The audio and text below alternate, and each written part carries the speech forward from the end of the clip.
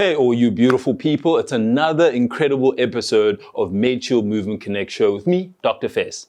We always bring you impressive guests, but today I have to make sure that I'm kind of in the right mindset because there's a long list of achievements. We have an emergency care and rescue trainer. We have a strength and conditioning coach. We have a lifeguard. We have a diver. We have somebody who has done all sorts of rescues as a paramedic, as the kind of rescue trainer that he is, and somebody who's a multi-sport endurance athlete. Ross Cairns. He makes me feel a little inadequate, but he's going to give you guys some incredible tips today. Thank you so much for sitting down with us, Ross. Get ready to know what you don't know about being body brilliant. This is the Medshield Movement Connect show, where we connect the dots between fitness, health, wellness, nutrition, and of course you. Hosted by me, Dr. Fez Mkhize, and a special guest that we have every month, sharing knowledge, insights, and groundbreaking tips on how to get fitter, be stronger, and live healthier. Turn up the volume and listen close. Today you amplify. It's the Medshield Movement Connect show. Let's go.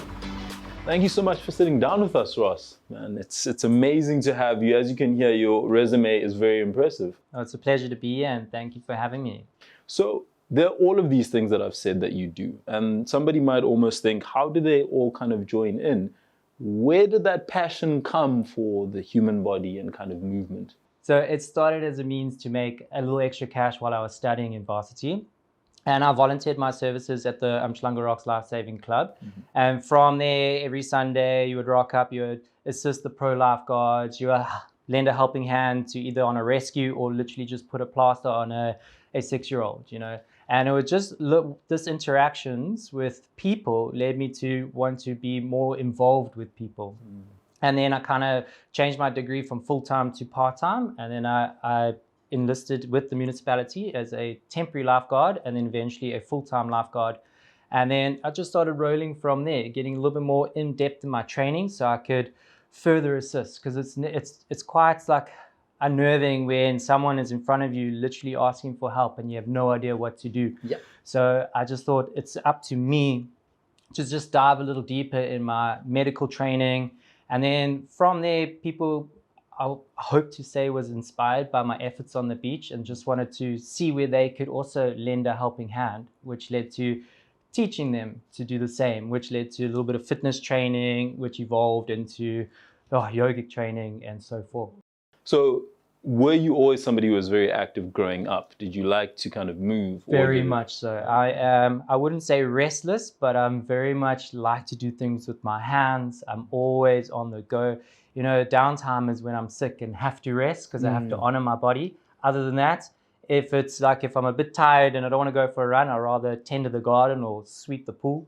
So you see, this is where I know you're a yogi, because you said things like honor the body. Yes, and tend the garden and like sweep the pool is in and of itself very yogic, very, very kind of mindful of you. But I can see that, I mean, looking at you physically, you are somebody who can kind of be called a specimen. But it is interesting. Just like hardly, he says. We're going to get into some of your personal bests when it comes to the endurance stuff.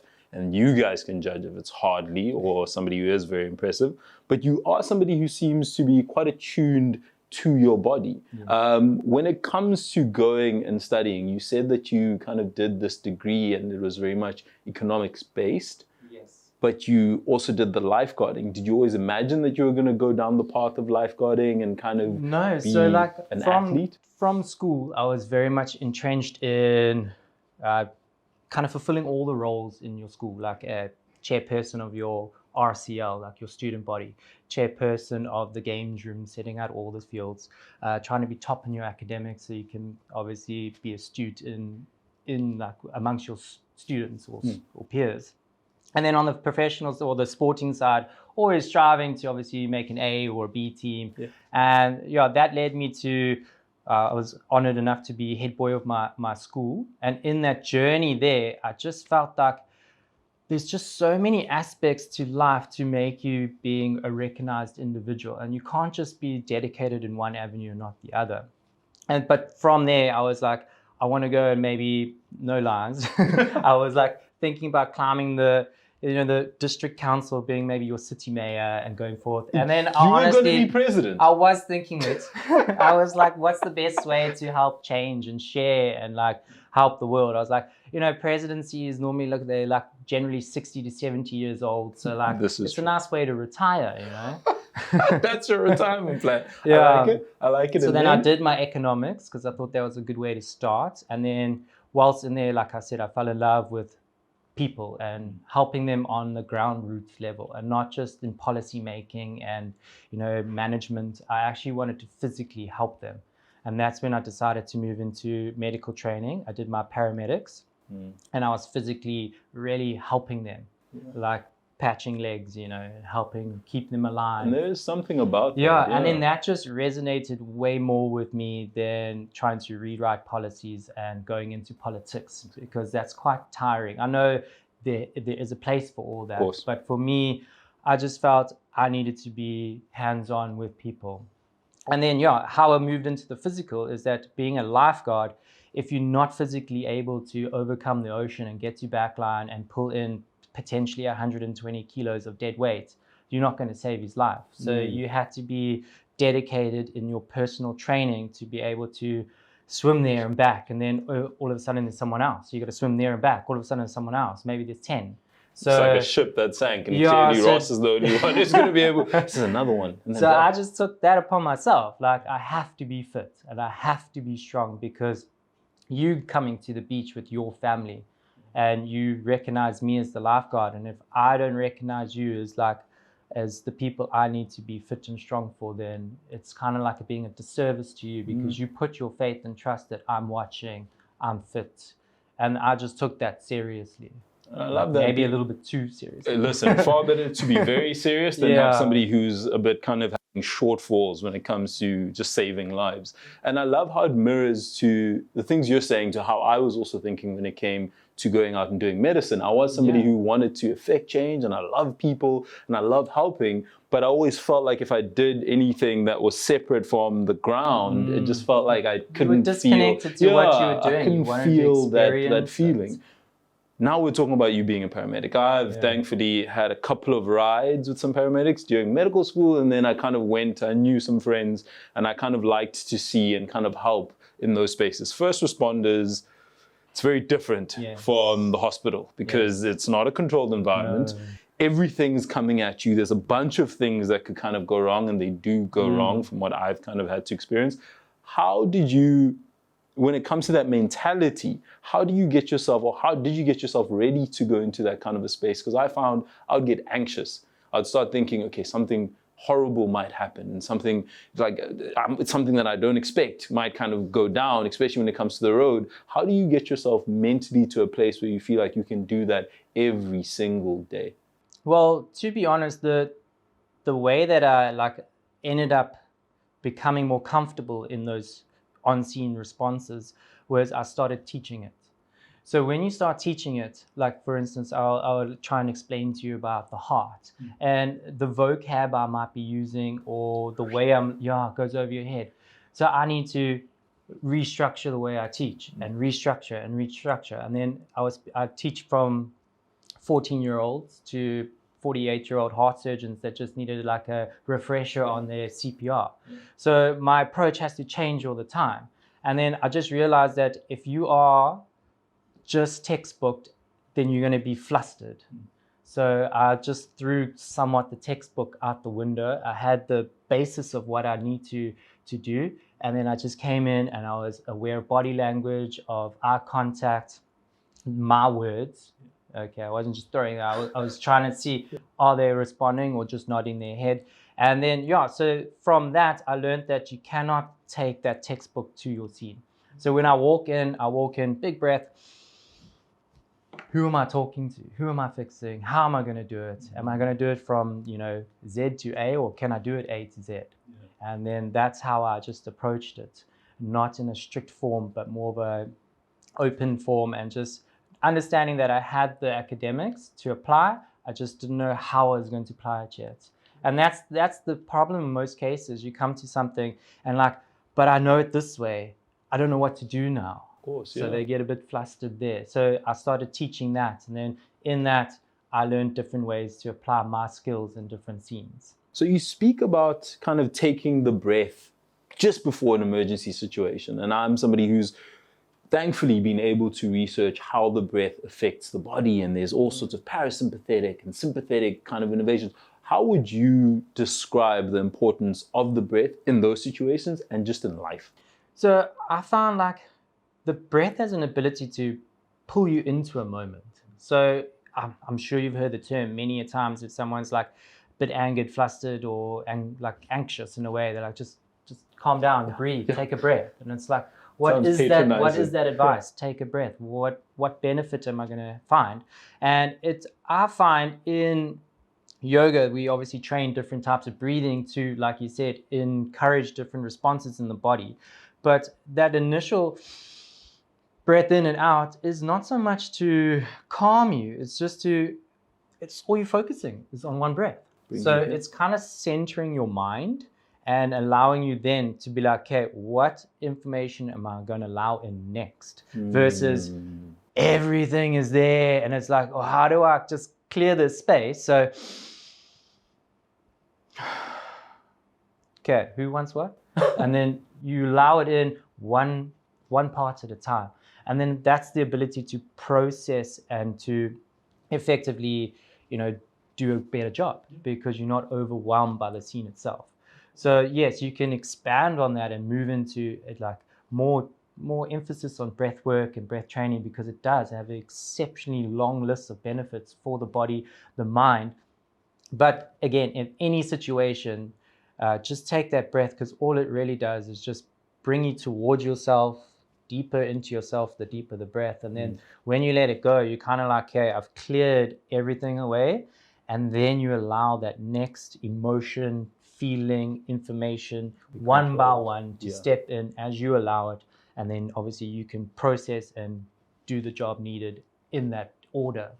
I mean, I love that you say that, because I only realized that kind of later in my life with all the emergency things that I had to do. But I also find, and I don't know what your experience has been, practicing it even in situations that aren't like that, where there is an influx of sensory and audio sensory kind of stimulus, like waking up in the morning and like taking kind of that breath helps how potent it can be in that 100%. Situation. Yeah.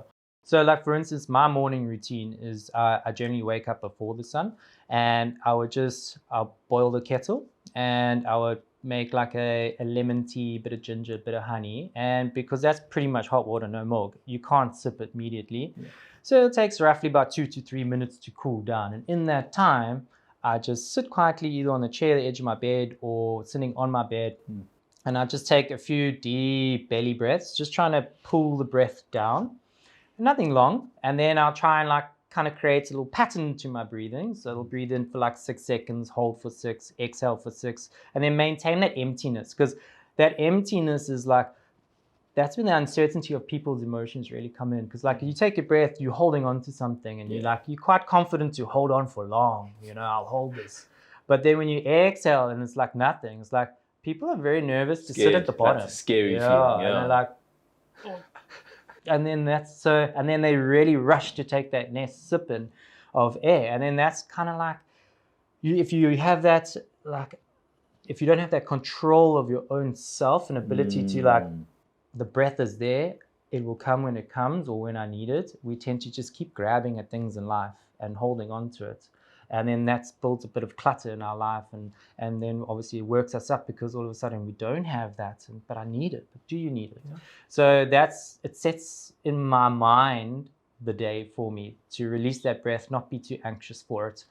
And then, then I just move into a little bit more subtle breathing. And if it's going to be a strong day, I do a little bit more powerful breathing, because if you breathe strong, you breathe thoracically, it does build a bit of like a beat your chest kind of like feeling. Energy, like big puffy chest. It's always nice. You stand tall, you're proud, and then I have confidence when I go into my day. So the breath work, if you want to go deeper, it really has, like I said, that long list of benefits. Definitely. And that's how my day starts. And then I have my tea, generally look at the sunrise or just look out at the sun rising, because those colors are always magical.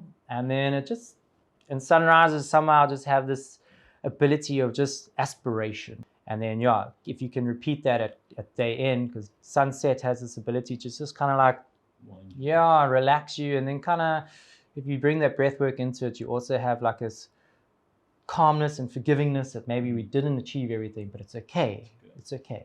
Like, I'm here, I'm breathing. It's okay. Let's not get worked up. Let's not work till late.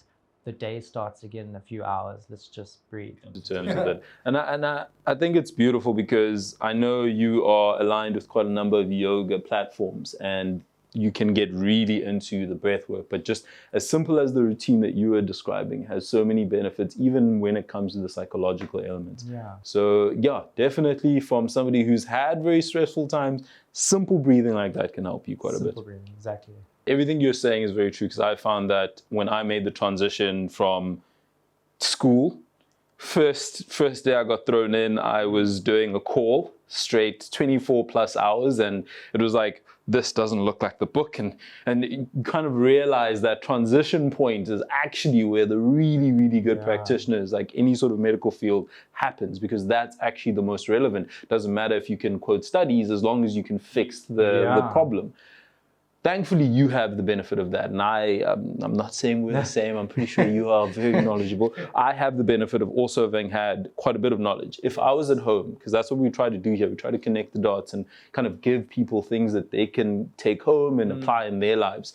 What are some of the principles you would tell people, John, who's at home and is scared of an emergency, or an emergency happens? What are some of the things that you'd say should be in and around the house to help with emergencies? Yeah. And also, what should one do as an emergency happens and you have that peak in terms of stress hormones? Yeah, I love it because when I open my lectures in first responding and CPR, I always say to people, like, don't be shy of making your first aid box a feature.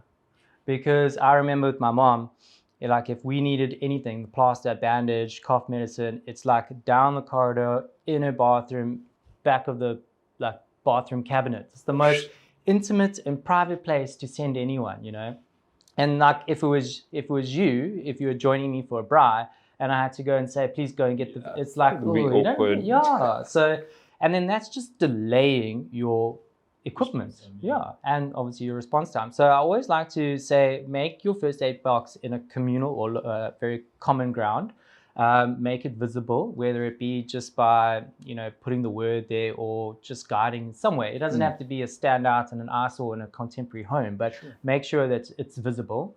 And then attach with it a basic emergency plan. So it'll be what's the two ambulance services to call, because one can be quite overwhelmed, where another one could be sitting there doing nothing because they're not as popular. Of course. So, you know, learn your 2 or 3 ambulance services, put it there, your doctor, a really reliable neighbor, so you can have more people to help, more people to like kind of like coordinate the rescues while you are doing your basic treatments. And then obviously little bit of confidence, have some basic first aid training, have confidence in CPR training, because I always kind of say to my students at the end of it, yes, these skills in first aid need to be practiced. And if you don't practice them, you lose confidence. And then when it comes to it's your child, your brother, your mother, a random person, you don't have that confidence to really put your hands on them.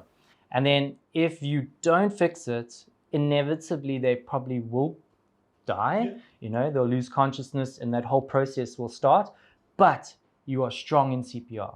And if you can be strong in CPR and put your hands on that patient and do hard, fast compressions and be confident in opening an airway and ventilating, it's fine. You can do that for an hour, that hour helps and a half. with most. I tell people this all the time. I'm like, everybody that sees these, like the tracheostomy, like these complex things. I'm like, if you can do compressions, just effective compressions, and opening up airways, it's the most simple thing, but it's going to help you with 85 to 90% of most things. Exactly. It's like, and generally the scene is kind of calmed down because it's quiet now. There's no screaming and shouting. Everything's subsided. And you can have that moment to be with yourself and say, I got to do like literally 2 things. I got to push hard and fast. I got to inflate. Hard and fast, rescue breaths. Just continue that. And if you've hopefully managed to get a emergency medical services online, so one of your ambulance, you shouldn't be doing it for too long. Exactly. Yeah. So I just want to ask you this, as somebody who's been on the scene, especially in terms of the first response, do you think that everybody should at least have kind of the basic life support I don't know why principles it isn't almost in like school? in school, exactly. I don't know why, because number one, it's just it's just so much confidence and like that you bring out in someone. Because like I said, I teach a 14-year-old, and to watch them at first like be so timid and shy, and then to hear from me like an older person saying that was amazing, you just saved my life, and they're like, did I really? I'm like, if you did that on me, you would have saved my life. And then all of a sudden it's like their aura expands, they stand up taller, and then they're not menacing because they know what they can do. They can save lives. And it's like they have a little bit more respect for,